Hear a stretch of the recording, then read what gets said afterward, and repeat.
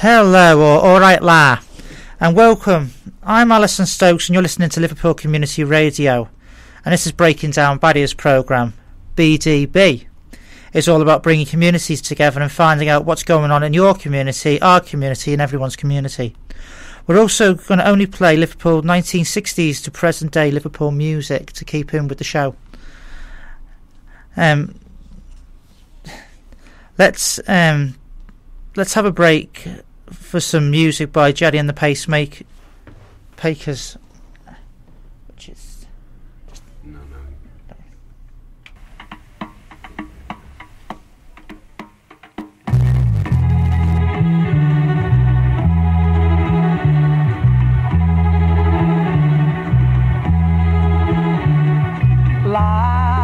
Life goes on day after day.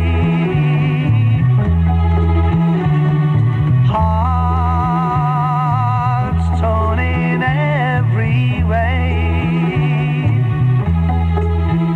So ferry cross the Mersey, 'cause this land's the place I love, and here I'll stay.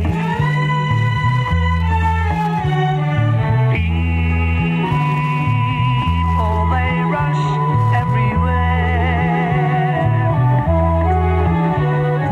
each with their own secret care. So ferry cross the Mersey and always take me there, the place I love.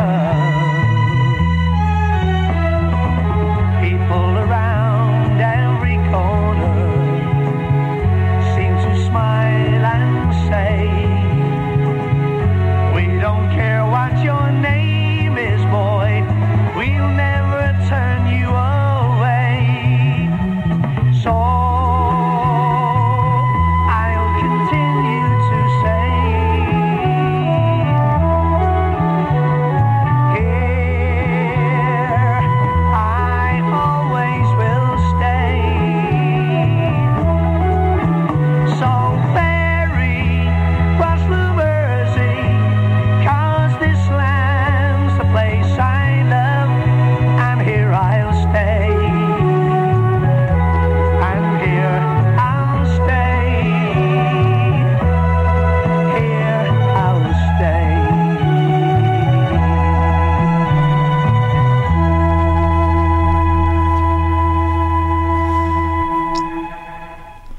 welcome back to Liverpool Community Radio with me, Alison Stokes, and Breaking Down Barriers, BDB. And today I've got a guest called Martin from the One Community Project. Going to be asking you a few questions about the One Community Project, Yeah, and also sure. about yourself. Yeah, thanks for inviting me, by the way. Oh, you're welcome. Yeah. And that, you're more than welcome.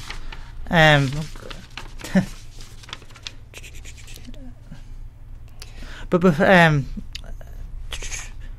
before I start to talk about yourself, I'm going to talk a little bit about myself. Yeah, sure. And about the reason why I came to Liverpool Community Radio, and a little just to get for everybody to get to know me a bit better.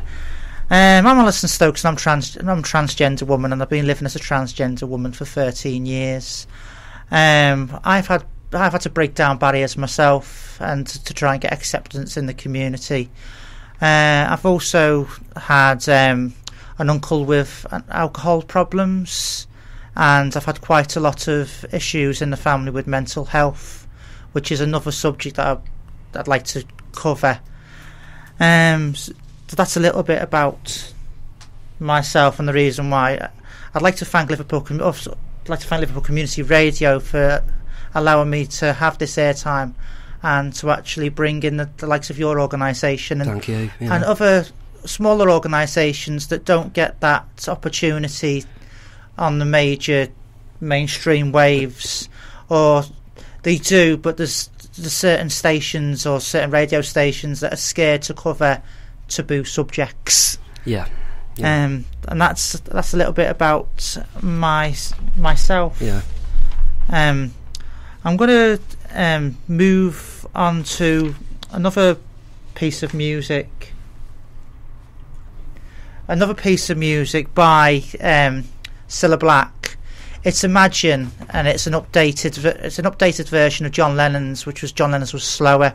Right. So now I'm going to play a bit of Cilla Black with Imagine, and here we go. Step inside, love. Let me find you a place where the cares of the day will be carried away by the smile on your face. We are together now and forever. Come my way. Step inside, love, and stay. Step inside, love. Step inside, love. Step inside, love. I want you to stay.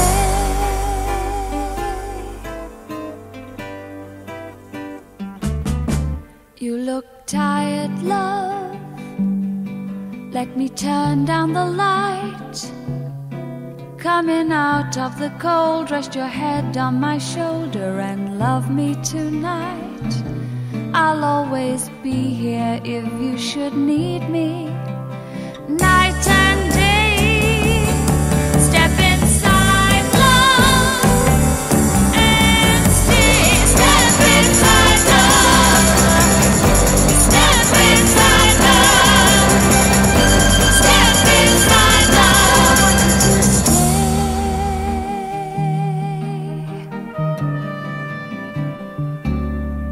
When you leave me, say you'll see me again. For I know in my heart we will not be apart, and I'll miss you till then. We'll be together now and forever. Come my way.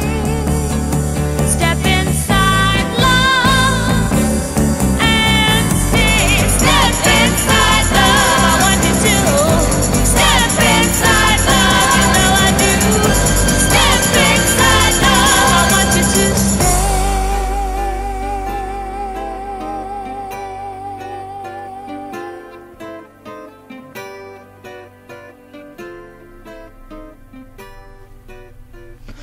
Welcome back.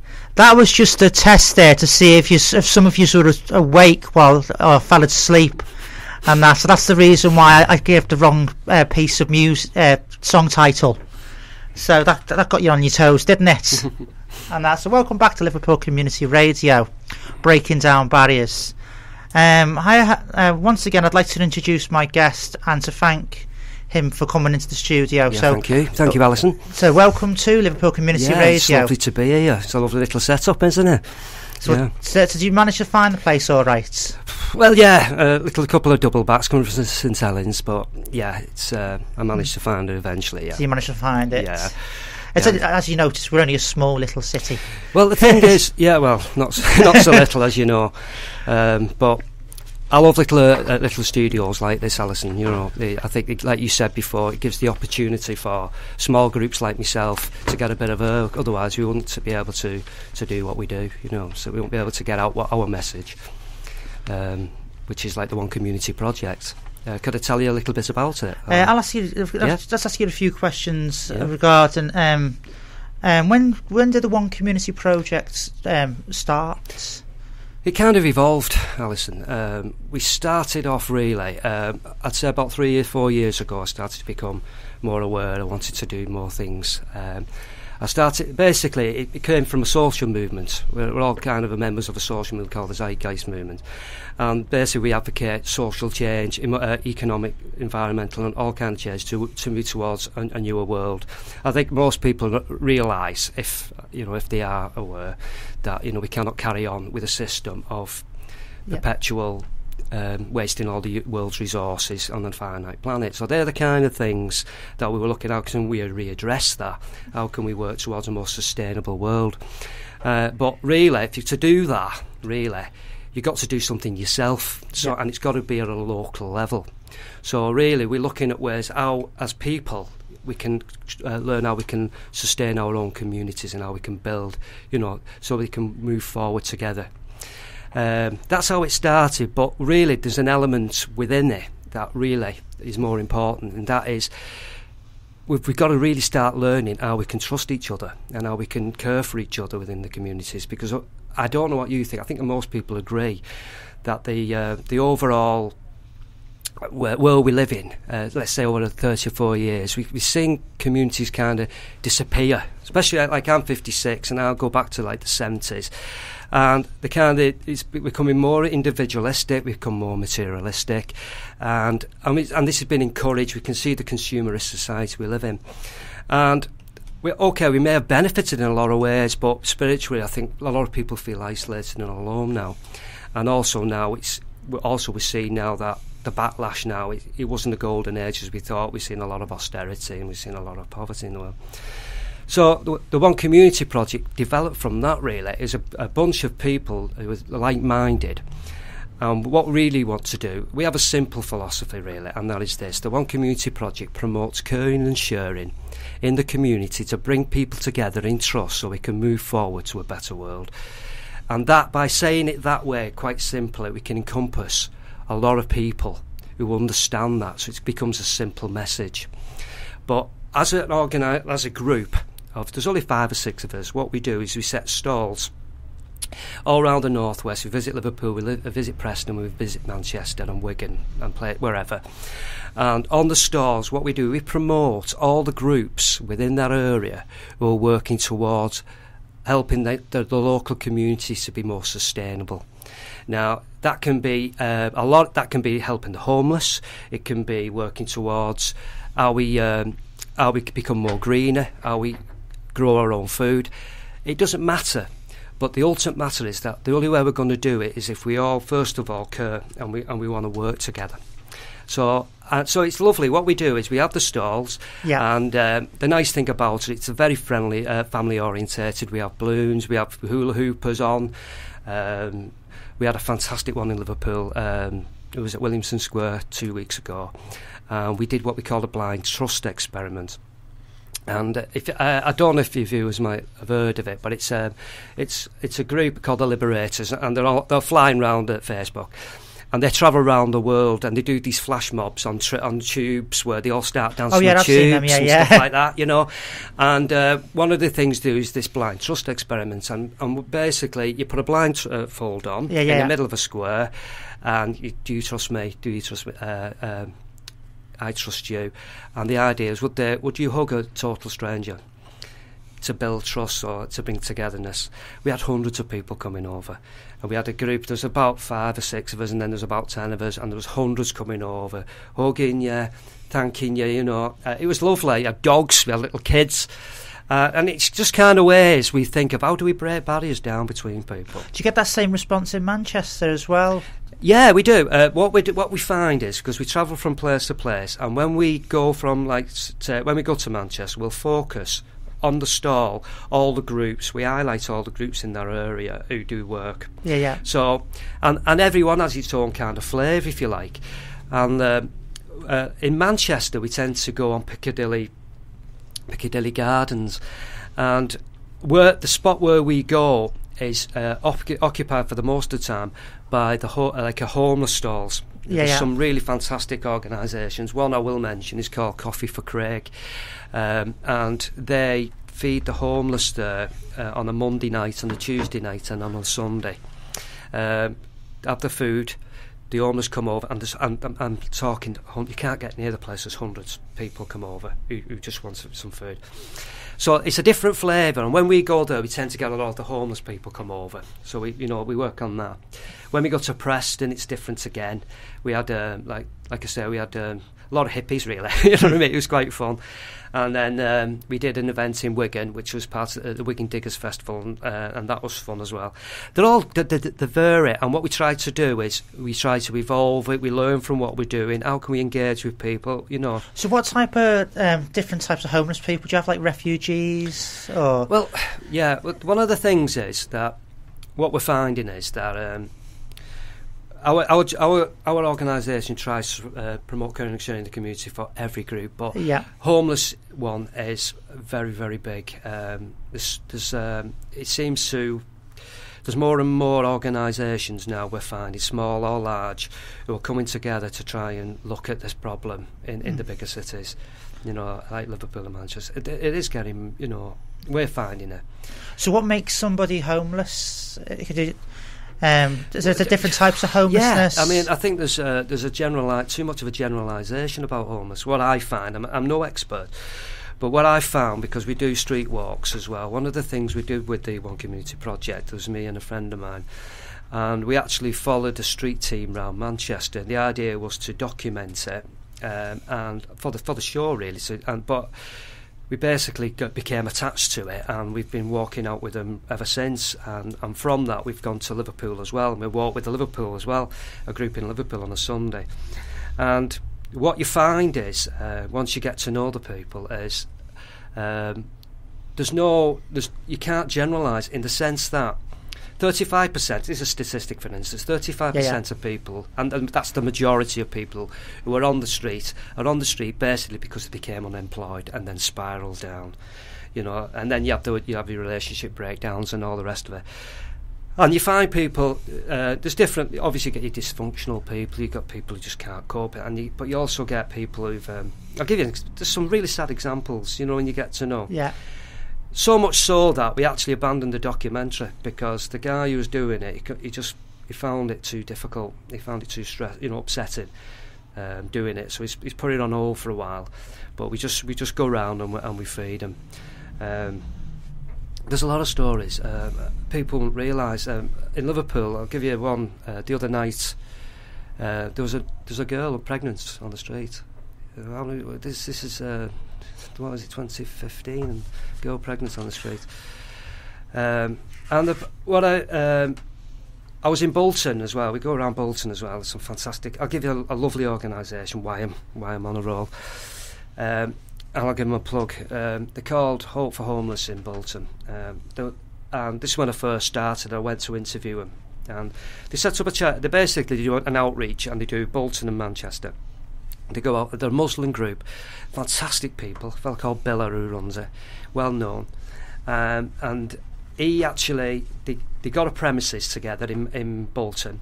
And in it's a charity shop where they get close together, but whatever they raise, they give to the homeless. And we went there, and also this place, they use it so that people can have a refuge in the day because they're just wandering around the street, so they go in the back and they have a cup of coffee. And while we were there was two guys from Lithuania.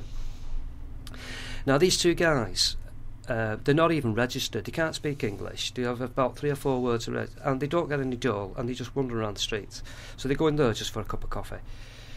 And so how many people are just not even registered? You don't even know are here, who just manage him.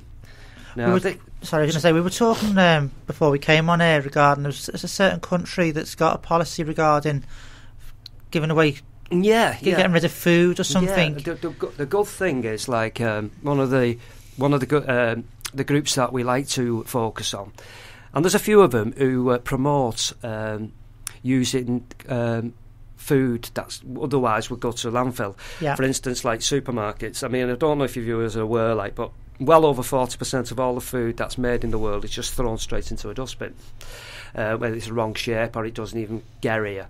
It's an absolute scandal. France is the first country, as I'm aware of, in Europe that has actually brought in a policy that supermarkets can no longer just throw food away. They have to try after to move it on so it doesn't get thrown away. Now, what's happening a lot now in the country, and it started, a good example is called the Real Food Junk Shop.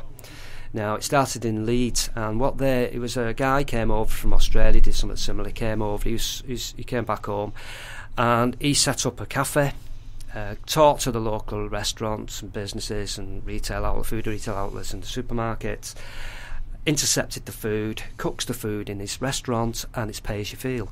So if you can't afford it, you can still eat. That's brilliant. So basically, this is a way around how we tackle this problem. We also tackle poverty and people who can't manage. As a result of that one singular enterprise, we've got one now in Manchester just about to set up. We've got a fabulous one just set up on Everton Valley in Liverpool. If you want to go, they're open on a Saturday and Sunday. Gabriel and she'll kill me because I forgot the other one's name.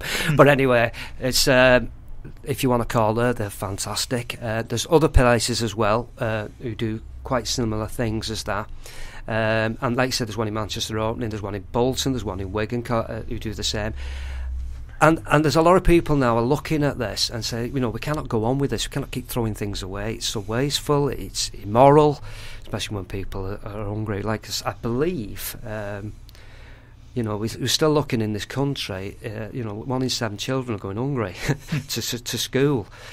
We can't do it. We've got to really look how we can bring people together, and we can only do it on a local level, Alison. You know what I mean? We can't cure all the problems in the world.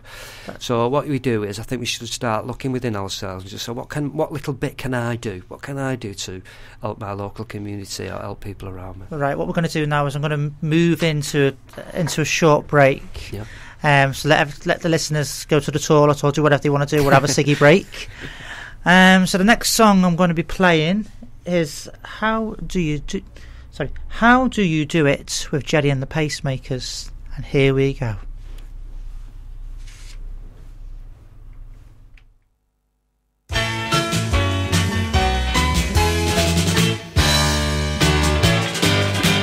How do you do what you do to me? I wish I knew. If I knew how you do it to me, I'd do it to you.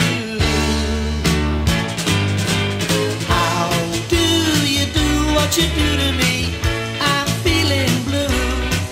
Wish I knew how you do it to me, but I haven't a clue. You give me a feeling in my heart, like an arrow passing through it.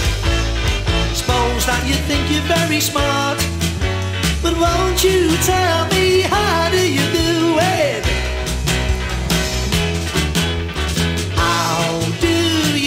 What you do to me, if I only knew that perhaps you fall for me like I fell for you.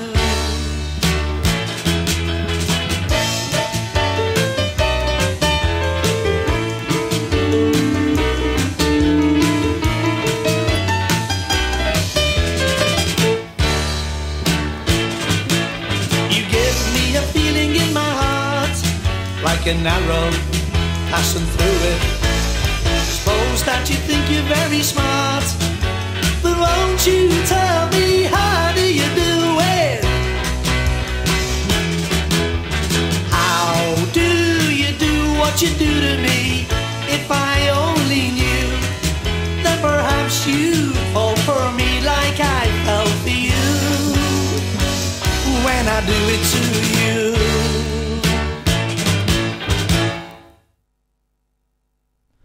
Welcome back to Liverpool Community Radio with myself, Alison Stokes, on Breaking Down Barriers.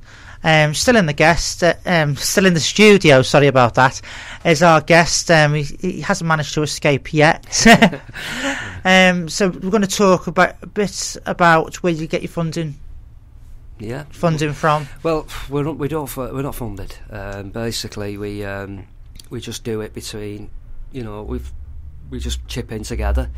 We're at a stage where really one of the reasons we don't at the moment want to be funded is because we want to kind of like be able to be we want to be able to be perhaps free to explore what we want to do, rather than be tied to like like an agenda, if you know what I mean. So what? Once again, what's your full name? Sorry. It's Martin Atherton. Martin Atherton, yeah. And what's the organisation? And what's the organisation that you represent? The organisation is One Community Project, and we're basically, as the word says, we're on Facebook, and we've also got a web page, and I personally tend to be focused more on Liverpool area because I do. I have a friend who's in Preston, and he kind of focuses on the Preston area. So our organisation is basically a street media we promote groups who want to, who basically are working in the community to bring people together on a smaller level, So that's our job. We promote other groups, but one community is what it is. We actually believe that we're all one. You know what I mean? We go beyond. We've got to get beyond all the barriers that separate us. That's one of the big things that we're into. That's why we hit heavily with the. So would you ever apply to be a charity or a community interest project? At this stage, we're not thought about it. You could do, I suppose. It's about criteria, I suppose. It's whether we hit the criteria of funding for a charity. How do you get the money to actually get to these places? I mean, financially, sort of thing. So, say for example, if say an average Joe like myself wanted to come along, but I didn't have the money to say get to Manchester or get to Bolton or. Well, I mean, at the moment, I do fund myself, but what I would suggest is if you wanted to get involved, if you live in Liverpool. And I think we're going to have to start looking for some people to help us out. If you live in Liverpool, when we have the events in Liverpool, just get involved in Liverpool. Then it's not going to cost you so much. I mean, the most of the cost for us now is kind of set up. We've bought the gazebo, we've got the tables, we've bought the banner, we've got the general stuff. Surprisingly enough, the information's quite cheap because what we do is when we promote people, we just basically we'll go onto their Facebook page, we'll log onto their icon.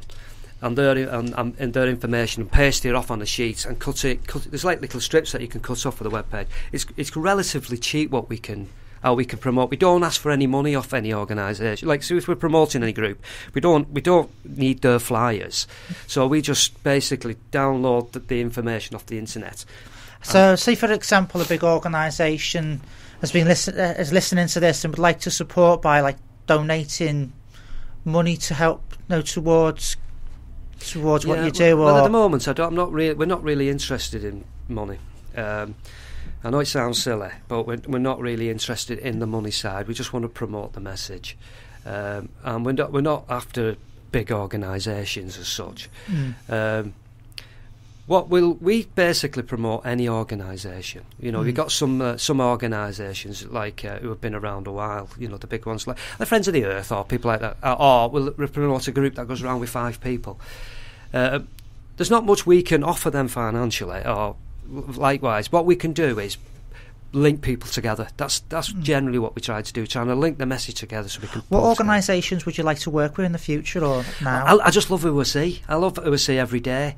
I just love the smoke. When I go out, I'll give you an example. I was out, we go a street walk the other on Sunday, and I met another group there who go out, and you learn them all the time. This is a lovely thing. It's in Liverpool now. It's a project, Hope Project, and they've been going for a while, and they go around the streets every night, more or less, with food and drinks around Liverpool. And I met up with a guy there, and we were there. And this is the problem: is if people are duplicating, we could either be helping each other or doing nights where other people are not doing. Yeah. You see what I mean? So it was lovely to meet him. So I met him. Hopefully, I'm going to link in with the Hope Project, do an interview with the Hope Project, so I can help them to get volunteers so that they can move forward. Yeah. And it's highlighting the situation. It's making people more empowered to do things in the community. So I just love meeting anybody who's doing things. So I won't say I particularly want to meet anybody. I just love what I do. I get fun. We just like meeting people. The public themselves come over. It's fascinating what you're doing. We're promoting Cairn in the community. We want to promote Cairn and share in the community. So bring people. Say, that's good. So it's lovely to meet them. They love like when we get the music on and we'll all do a street dance and have a mess about, and that involves them. The groups themselves, like we contact them. We tell them that we're trying to promote them to come down to the stall. And like how you're interviewing me today, yeah. I'll go and interview them at their place, walk around their place, interview them. We do little short 5-minute videos of their organisation, you know what I mean, and then we'll put them up. So people get an idea. I think it's about normalising. So what organisations have you been promoting lately? Well, we're very close to the Love Kitchen in Liverpool. Yeah. A lot of friends of ours, and they're on Williamson Square, do a lot of help for us, and they're there every Saturday from 11 to 4. They cook and help the homeless on there. And what's happening, Alison, I'm finding over the last 2 years, there's been like a mushrooming. People are kind of like joined together, as you know. There's a growing movement, you know. There's a groundswell of feeling that people want to be involved in a community, and they want a better world than this. And people do care, and they want to care, and they want to do something. Do you know what I mean? And you're finding it, and people link with other like-minded people, and it's like mushrooms. And then you find other people, then the big businesses, then they feed off that and they enjoy it, and they want to get involved. And we're finding, like, for instance, I'll give you an example, is another great thing that's happening in Liverpool and all around. But I'll have to mention this if you're watching. Is there's like Mersey Pride and Cloud on your doorstep, Liverpool, and these are share groups. And they've got 15 to 20,000 people on. These are just sites that have popped up on the internet where people have got no money or anything, and they give stuff to each other. Now, that's, when you think about it, that's fantastic. Now, they really helped me, because what that's done is that's allowed me to link in with when I go for the homeless, and the response I get off them, it's unbelievable. You know, the people rally round and they give me boots, they'll give you clothes, they'll give you sleeping bags, they'll give you whatever you want, you know what I mean? And they rally round, and that really helps. And then there's other places where they're opening up day services now where they can give food, not just food away. We know about the food banks, but there's also clothes banks and things like that. Can I ask you a little bit about that was been on the news lately regarding the actually moving the homeless? Oh, yeah. Could I just ask you a little bit about yeah, because some people just flick onto the news and they go, and then they flick off. Yeah. And well, yeah. I mean, I've been. My knowledge is not fantastic, but I've been going, like I said, I've been going around Manchester a while, but I have been keeping abreast of things. And I think people might be aware in Liverpool anyway about the bank, when the bank was occupied. Now, people have different. Obviously, I know there's mixed feelings about the people who did it personally, but you've got to understand the reasons why they did it. You know what I mean? There is a homeless problem, a real homeless problem, and there was a good intent there to help people and to highlight a problem. Likewise, in Manchester, I would say it's worse in Manchester. I don't know why. I go around when I've been around Manchester. You know, I think. The estimate I heard, so I don't think it is around about 150 rough sleepers, which is shocking if that's the case. And what they've been doing is to highlight the problem. They've been amalgamating in squares. There was and camping in the squares, and then the council have been getting eviction orders and moving them on. And it got to a stage where apparently now you're not even allowed to have a tent if you're homeless. You can't pitch a tent in the city centre of Manchester because it's classed as a protest, so you're not allowed to camp to keep yourself warm. So they designate areas where you can actually sleep, which is, or you can sleep in that doorway, you can sleep there. It's mind boggles for me. What's the attitude from the police, etc.? Well, I don't want to prejudge people. I mean, I go around in the night, and the police generally, when we go around, the police say, "What are you doing?" I say, "We're feeding the homeless," and they say, "Oh, you're doing a good job." When they they actually clear out the camps. I mean, I've not been there. They're carrying out council orders to remove people. I'm not going to prejudge whether they're good or bad. I'm not there. But ultimately, we're having people who have basically nowhere to live, nowhere they feel safe, and they congregate in places. It was they called the Ark, the last place. It was under Oxford I've heard of Bridge. the Ark. Yeah, I've heard of the Ark. Oxford Bridge. And recently they all got moved from there, and there was a massive backlash because the land belonged to the University of Manchester, and it didn't go down well with all the students and all the tutors and the lecturers in Manchester. So it was a big backlash on that. And recently, they've just now occupied a big office block in Manchester as well. It's a big problem, Alison. You know what I mean? What we do, our role really, though, is when we go around, is not to judge, we just go around and look at that situation and look after that Try person. and give them a helping hand. For that night, I mean, we give them food, we give them blankets, we don't judge why they're there. the idea is that we're just there to help them for that night and give them what they need. So, in that sense, you know, at first it can be quite, you know, you say and you go home and it plays on your mind, but that's all you can do in that circumstance. You know what I mean? Just give them that friendly support. I think one of the things, Alison, is that when asked the homeless, what's the most important thing to them, it's not the drink and it's not the food as such. It's just being recognised, and just having that time, you know, that bit of time, just to acknowledge they're there. I mean, we interviewed a few people, and I'm not going to swear on here, but it was a very, very strong interview. It was only a girl, and she was sat with two guys, and she actually said, you know, she said, I wish I'd sooner people just tell me to F off rather than ignore me. There's nothing worse than I feel like a piece of dirt when they don't even acknowledge that you exist. So there's different types of homelessness. Because when I was younger, my in my head, a homeless person was somebody with a brown mac on, scruffy, dirty, or somebody with a hoodie. Yeah, and that's there's difference. Yeah. And I think this is what we're brought up with. I was same. I mean, I was, you know, up to a few years ago, I'd do the same probably. You know, I admit it.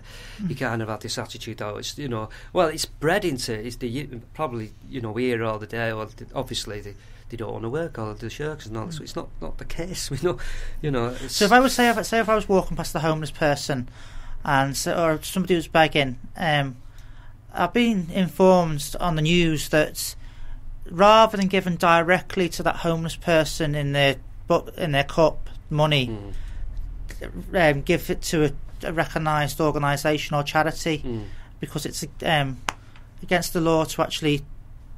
Well, in some countries, I don't know how bad it is. I think they actually had a rule in Westminster that you weren't allowed to beg at all, and there's a lot of cities in America now you're not allowed. It's illegal to beg, and apparently it was also illegal to feed the homeless.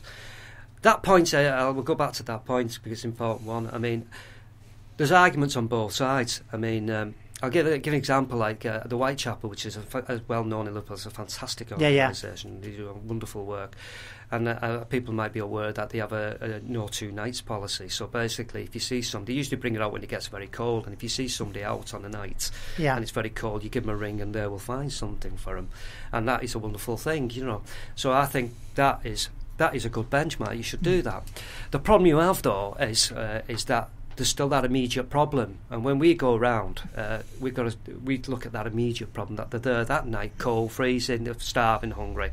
Do you know what I mean? And the Whitechapel not there that night. So, for whatever reason, maybe, you know, they haven't gone to the Whitechapel. See, what clicked into my head was you got this the bedroom tax that they brought in, but quite a lot of people out there have a spare bedroom in their house, and quite a lot of people don't realise that if you fill that bedroom up, that you're allowed to actually go and actually to let that bedroom out, as long as you get permission from the house association, and then that clears up the issue of you having to pay that additional bedroom tax. That's a good point, Alison. You know, but I can understand people who, you know, it's their home. Not everybody wants a stranger in their home. Yeah. But I do think also that we should look at ways of freeing up. There's a lot of vacant. There's so many houses that are, you know, just left empty.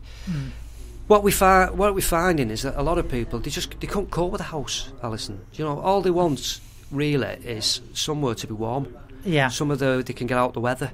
Somewhere where they can feel a bit safe. Do you know what I mean? I mean, that's the basics. I think that everybody should be entitled to just a home. Somewhere where they can whether it's just a room, somewhere where they can feel safe. I mean, that's not asking a lot. In fact, I think it's in the European Constitution of Rights that you should have a home. You know, it's not asking a lot just to have somewhere where you can just feel as though you're safe. I would just say that for now. If we can just get to there, it's just somewhere where they can be safe, where they can feel safe. Yeah, I think that is important. You know, but I think it's so important that I mean, you do see. I don't want to say. I mean, there's some great people who do help, but there is some bad stories. You do hear about people who are. I'll get another one. Was I met an interview and just shows you how easy it is. I mean, this is just a typical story. It was a guy, and he he worked for the council in Manchester. Took his redundancy because he thought he'd get a better job, and he didn't. And then he found his wife with his best mate, so he ended up out the flat, and from then it spiralled. And then when we met him, he's been on the street, and in that period he's lost weight. He was 15 stone. He's gone down to about 10 stone. He's been beat up about 8 times on the street. He's become an alcoholic on the street because he's that terrified of being on the street. So you can see that, it's hard to, it's so easy to stereotype, and everybody has a story. We're going to be moving into another tea break so our listeners can go and put the brew on and then come back. Yeah. So I'm going to be moving in this time with Imagine with Cilla Black. That's right, it's going to be Imagine. So here we go. I'm going to put this Imagine on.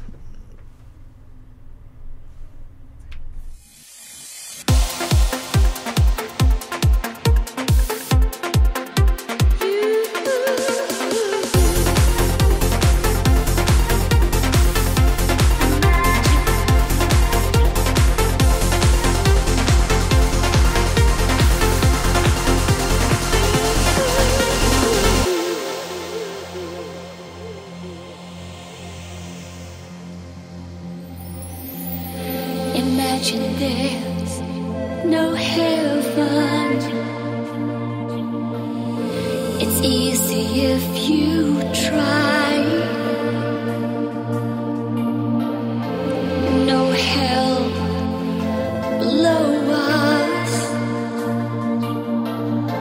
Above us, only sky. Imagine all the people living for today.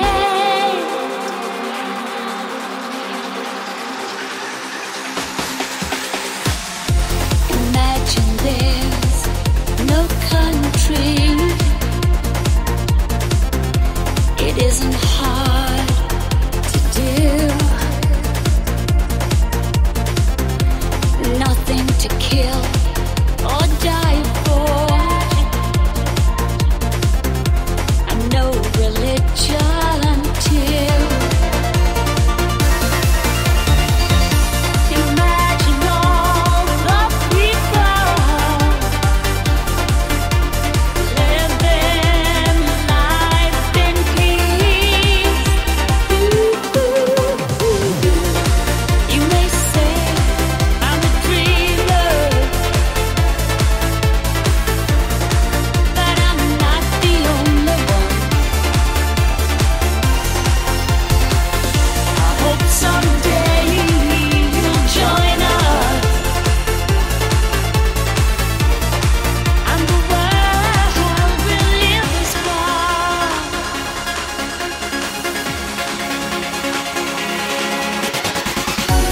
Imagine no possession. I wonder if you can. No need for greed or hunger. Brotherhood of man. Imagine all the people sharing all the world.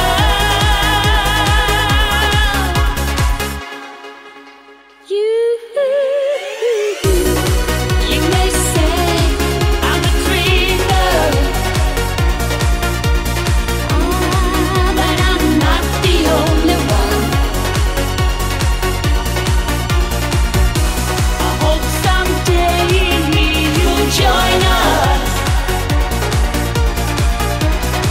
and the world will live as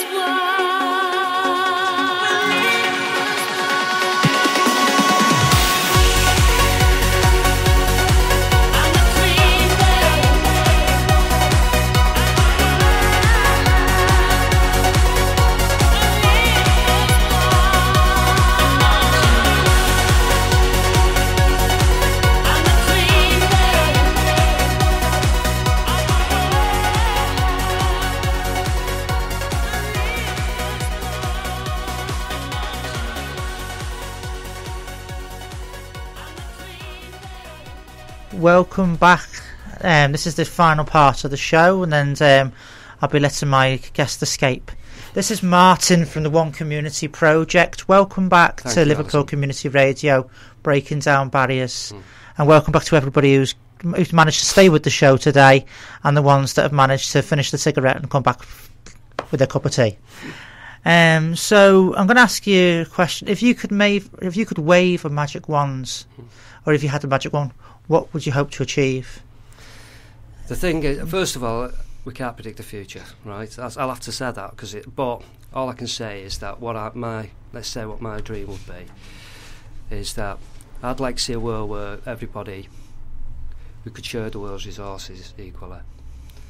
You know, I'd like to see a world where everybody's treated not on what they earn, but on the character of the values that they hold on with each other. You know, I think I'd like to see a world where we see the earth as our mother, and we don't abuse it as we do, and then we recognise that we're all brothers and sisters, and we're all one. I'd like to see a world where poverty doesn't exist. You know, and these are believe it or not, these are the type of things that are in our grasp. But what stops us really now is the systems we live in and the values that we're brought up with. And so I would like to see that. I'd like to see, and we say one world. I mean, we start at community level because it's such a long road. You know what I mean? And but I'd like to see one world, one community, one world, one people. That's what I'd like to see. That's maybe it's idealistic, but what's wrong with that? If you don't have ideals, we don't have anything in this world, do we? So how would people get in contact with yourself or your organisation? You know, if they wanted to support what you're doing? Yeah, well, we're actually on the 17th. I'll go plug. We're at a great event for the Transition Liverpool. If you want to turn up for that, that's at the is it the Methodist Church? You know what? I'll get back. I'll have to. I can't remember what it is. That's the worst thing, a terrible thing. But we've got an event coming up. But if you want to get in touch with us, just go onto our our Facebook page. That would be the first thing. So, what's your? It's if you get onto if you go onto Facebook and look at One Community Project Northwest, that'll link us straight in. We have a web page, but we're not fully filled up with that one. But if they get onto that, like our page. And I'll get back to them. But we are looking for people who are like-minded, who think in the same way. You know, we're not looking for people. We're not, like I said, we're not. We know we can only do what we can do. You know, so if they want to get involved. Is there any other dates? When's the next time you're going to be at Queen Square? We're going to be in Preston. We're looking at being in Preston as well. So that's the next one in Liverpool, we think. But we do travel around. But if they go onto our site, you'll see that where we are next. So they'd have the different dates? Yeah, we have our events on the date, and we promote the prior to where we're going to be. So if they go onto our site, we can tell them where and when we're going to be. Yeah, so that... Yeah, so... but, yeah, other than that, like, you know, we'll... if you are a group listening, a small group, you think, oh, nobody's listening to... we're not getting our word out. If they come on, we'll give you a plug. We'll go down and interview you. We'll promote your group. Anybody who's working towards a sustainable community, bringing people together. We're interested in you, and we'd like to come down and plug you. And, you know, but other than that, we like people to come down and enjoy when we come down, because we have fun. You know, we have dance, we have music, we make cakes for kids. We do all sorts of things. So it's open to the whole... It's a very family-orientated stall. It's nothing. We don't like doing we're pushing this. It's all about fun. So it's open from 1 year old right up the way till 200 odd years of age. Yeah, we get balloons away. We have fun. Yeah. And the thing now is that the sites we are, people are beginning to know who we are anyway. So they're like friends coming over. So it's just somewhere where you can come over if you want to chat. So you get a free cup of tea, a free biscuit, you know. So and you get a lot of chatting and just friendliness, you know. So that's all it's about, just bringing people together. That's how we see it. That's all we can do as people. That's brilliant. Do your own little bit. And that. So, thank you for coming in today. It's been lovely, thank you. And you've been listening to Liverpool Community Radio, the Breaking Down Barriers programme, with myself, Alison Stokes, and my guest, Martin from the One Community Project. I hope I haven't put any listeners off there, and please tune in to my next show, which will be in the future sometime. So enjoy the rest of your day, everybody out there in Liverpool Community Radio.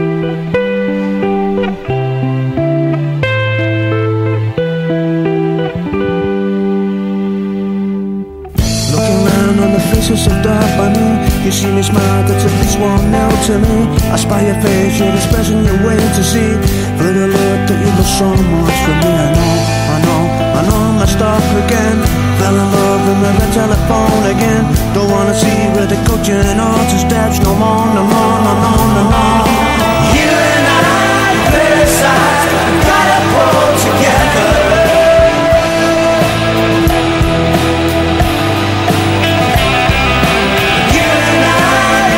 Gotta pull together.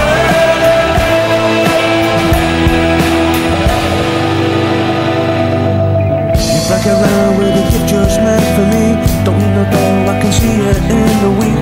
Don't wanna see where the white cars come again. Don't wanna see Jimmy Maxwell with face again. I know I messed up again. My telephone's busy all day 10 to 10. Don't wanna see where my records come no more. No. You and I criticize, gotta pull together.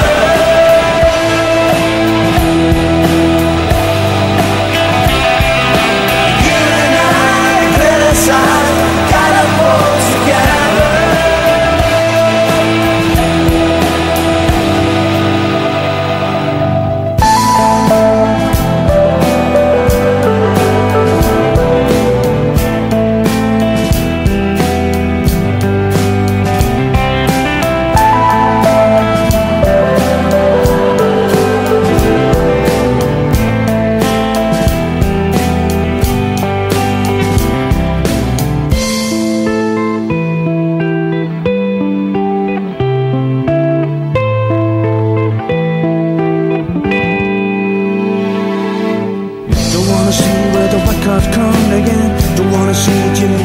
Face again, I fell in love with my red telephone again. No! Stop! I know I messed up again. Wanna see where my records come